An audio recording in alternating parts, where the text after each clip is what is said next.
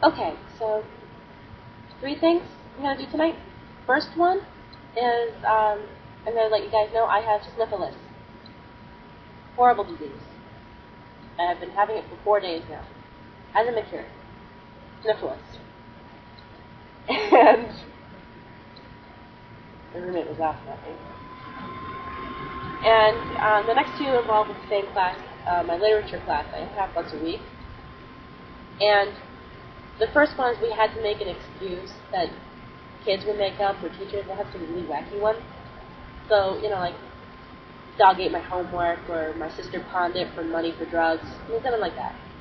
And mine was cute and deserved chuckles, but no one quite thought it was awesome because they didn't really know what it was about. And it's please excuse Mother Goose from her assignment. She was going to write it, and the police came looking for Wee Willie Winky on grounds of overexposure in public and trespassing. Wee Willie Winky is a nursery rhyme. Wee Willie Winky runs to his pond, upstairs, downstairs, in his nightgown. Rapping at the window, prying at the locks, are the children in their beds? It's now 10 o'clock. In fact, he might even go for pedophilia. No one really thought it was that fun. I thought it was fun. So, I really don't like my lit class. It's boring, it's long, 3 hours. So I decided to write today to pass the time. Ta-da! And so I wrote a story, and I'm going to read through it, and hopefully it won't be any more than 10 minutes. Probably won't be. So, it is untitled, but I'll probably do more of these like journals. So, I feel like vapor today. There is nothing that is tying me down to the ground, the room, or the chair. I am weightless, invisible. I am air. And almost instantly, I am forced down into the area. The hard, burning lump in the pit of my stomach is spreading out to my limbs. The person next to me seems bored, but present. On my other side, she is active in cleaning, but the fire will spread. I wish that the things I touch would become inflamed right now. This heat needs to leave my body, but my surroundings need to be the same as me. Anything to keep me from standing alone and obvious. Turn to Henri, boy. I lean in to whisper. The heat. It burns. He starts and stares at me. His eyebrow is cocked and his mouth is open, revealing a smug green glob with teeth marks.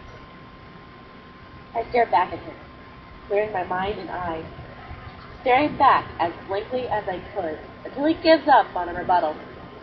He turns around and away. Glancing at the clock, I realize that my stunt to spread the fire had failed. It wasted a full 2 minutes. I nodded to myself, acknowledging some kind of success. But the lump is still aflame. Professor Blank opens a book at the front of the classroom and starts to explain some sort of literacy gobbledygook.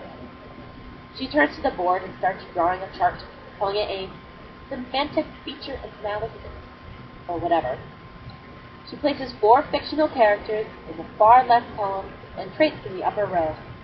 She starts to mark with a plus sign which monsters have which traits. The last character catches my attention away from the burning lump in my stomach. Cookie Monster is labeled in large letters. Professor Blank reaches the transformation trait for Cookie Monster and asks if the character has the ability to transform. Smoldering ember that was slowly subsiding flared again in my core. My mind is frantically trying to decide if he would transform, and if yes, what? He could turn into a Keebler elf, or an organic machine that smites the cavity creeps on the weekend. Is he a superhero that can fly, and whose powers wane by parasites? He would need a leotard and high-heeled boots, I mutter loud enough for the preening queen to hear me. She pretends to ignore me, and the fire increases some more. By now, the fire is an insatiable itch, and the Cookie Monster is standing in the doorway, ready to go. He can transform, I call out loudly. The professor stares at me, and my classmates chuckle. The fire grows. He does not sense the network like Elmo better. Professor Blanks tries to confer with me to settle me down for class. It's a common tool, acknowledging a student just so they can quiet down again. It only works too, if the victim is unaware of it. You would be best friends with the Rice Krispie guys, because they would have something in common. In fact, that is Cookie Monster's hideout. No one would suspect a cookie superhero to be a cereal guy.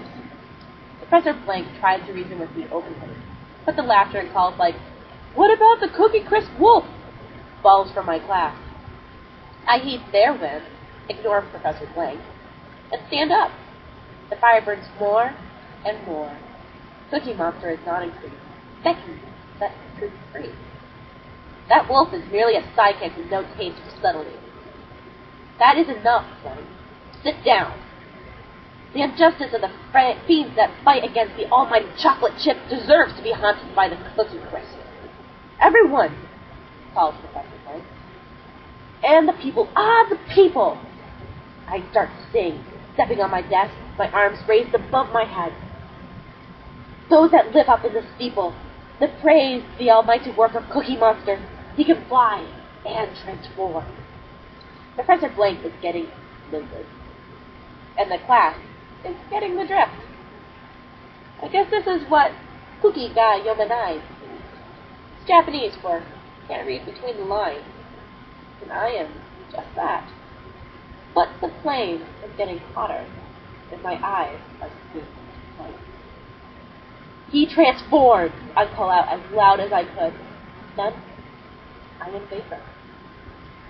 I can see the professor physically removing an idiotic person from the class. Professor Blank is livid and shaking with anger. The class is far from the rest. I look for my transformed Cookie Monster. He must be by the door, and that is where I look. He is human, gross, grotesque, and dumb. I am disappointed, and I can yell. I ran it to my roommate just now. She thought it was great. At least somewhat fun. So yeah, I'm bored. It's fun. Oh, I hope you guys enjoy it.